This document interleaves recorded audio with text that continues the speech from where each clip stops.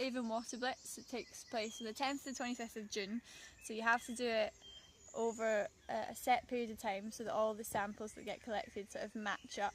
But basically we are taking a snapshot of the water, the condition of the water from around this area, and it gets put together in a huge big database.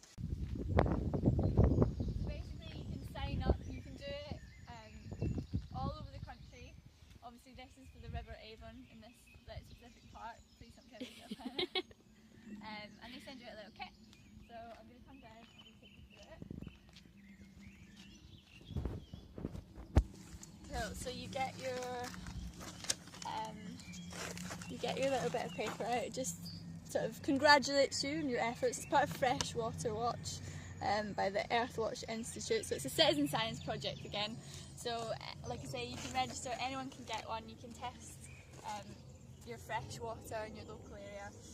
So the samples that we will be testing for are nitrate and fetching blue gloves, phosphate as well. So we're going to take samples, take the air out of these tubes and then bring the water up, and then we're going to match it against the colour chart, and then we log all that data and it goes into the database.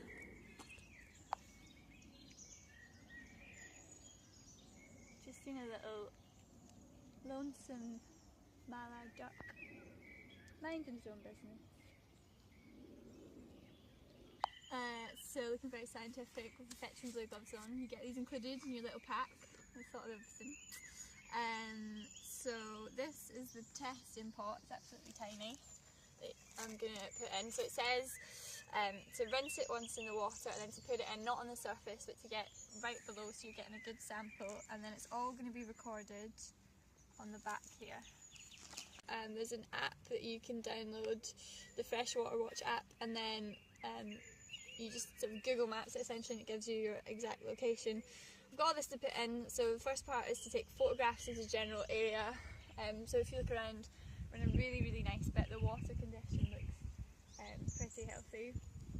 Like I say, they need a snapshot of the whole catchment area. They want to check that the ecosystem is in tip-top condition, that there's no sort of harmful algae growth that could happen that could then be harmful to all the animals that live in the water. So we're going to take photos, we're going to do observations, so you can see, it wants you to tell you exactly what you can see. Is it an urban area, is it industrial, is it agricultural, and then also you have to look out for any of these qualities. So is there foam, is there algae, is there litter, is there oil on the water? Like I say, I can't see any of that.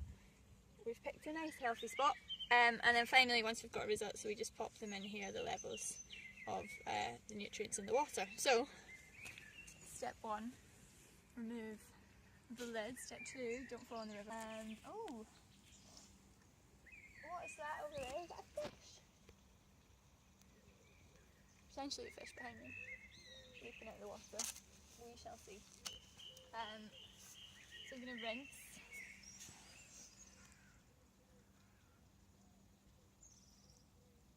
That's actually quite warm. Like the water temperature is warmer than the air temperature. That's crazy. And take a small sample, not dropping it, of course. It's really warm in the water, it's crazy.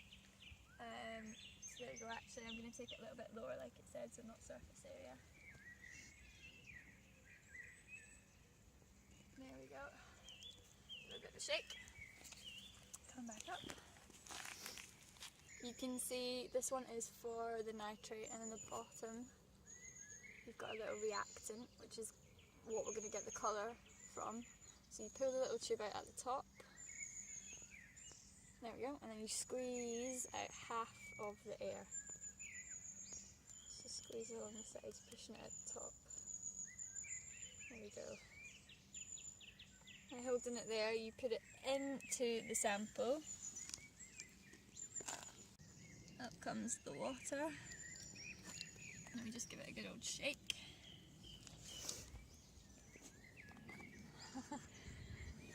You don't have to film me doing this.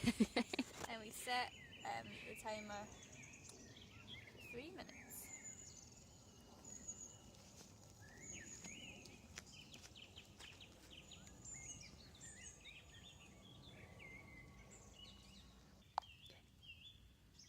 Okay, so as you can see, 3 minutes have passed and it's developed, and unfortunately it's looking pretty purple. So this is a test for nitrate, which is a form of nitrogen that you find in the soil and it's used by plants for growth. So if this indicates by being this colour that there's a lot of nitrate concentrated in this water, typically you'd find that from artificial nutrients, so things like fertiliser, that could somehow be getting into this water and contaminating it. That could lead to something called eutrophication, which basically means quite a hyperactive growth of the suffocating algae, so it's really damaging the ecosystem, and it can then damage the sort of habitat of the animals that live in the water. A consequence of that is something called hypoxia, or if the water becomes hypoxic, which basically means there's not enough oxygen left in it. So obviously we need oxygen to breathe, but so do these aquatic animals. So fish, for example, they breathe through their gills. They need enough oxygen to be able to live nice and healthy and nice and happy. So if they don't have enough, if the water is hypoxic, essentially they can suffocate, and they eventually will die in the end. So just like we would. So yeah, it's very sad. Nice sad face behind the camera. If you want to just flick around, I've just spotted a heron that's landed over in the very far away. Try and zoom in. Can you see him? Minding his own business. So as a nice little example, talking about the food chain, so growth of this kind of suffocating algae could damage all the way up. Oh, he's on the move as well. I was about to use you as an example. So the fish, for example, that he would be eating, any little aquatic insects, any creatures that he would be eating, if they in turn were damaged and started to die off by growth of unnatural things in the water, that could eventually go up and up the food chain and start to affect things like the birds as well. So it's a big circle of life, and that's why we're testing. So unfortunately for this section of the water, like I said, not that you would think it from looking at it, if you see on the chart it's between 5 and 10, it's right in the middle. So then what we'll do from there is we're going to log it down here on the bottom of the chart. It's alright, you don't have to look in. But nitrate concentrate 10 and upwards, or between 5 to 10. I mean, I do think it's between 5 to 10. It's not reached like deep purple yet. So we'll be ticking that.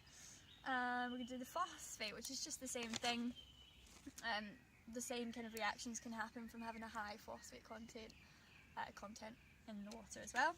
So I'm going to go for it once more.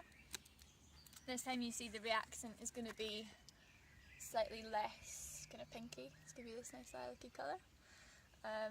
So, you know, fingers crossed it doesn't go as high after 5 minutes. It's like a weird smell coming off.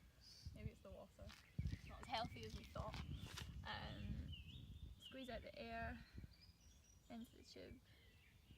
Let go.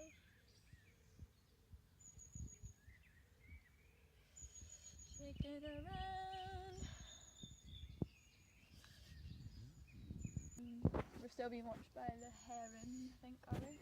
Yeah, I think he's just down there by the boat. It's like, what are you possibly what are you doing there with your tubes and your equipment?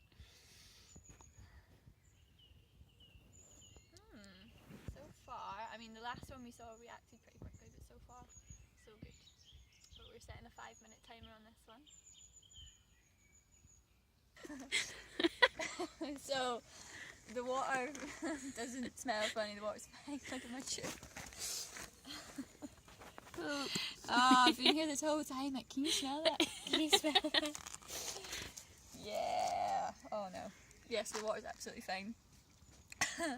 And luckily, we're in sort of minute 4, minute 3.5, but so far so clear, which is nice to see.